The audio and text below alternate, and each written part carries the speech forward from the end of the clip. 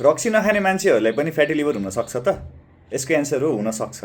अनि यसको मेन रिजनहरूमध्ये एउटा भनेको चाहिँ high fructose content in diet हो।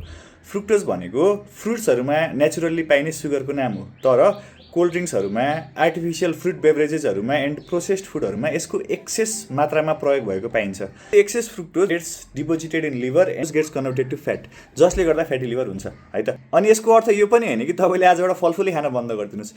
फलफुलमा एक्सेस मात्रामा फ्रुक्टोज हुँदैन र फाइबर्सहरू पनि हुन्छ, जसले चाहिँ सुगरको एब्जर्प्सन ढिला गराउँछ। सो यसले चाहिँ फ्याटी लिभर गराउने चान्स एकदमै कम हुन्छ।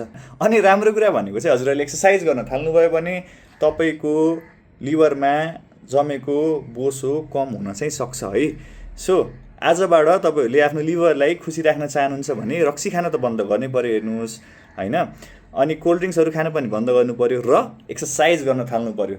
So send this to someone who has a fatty liver.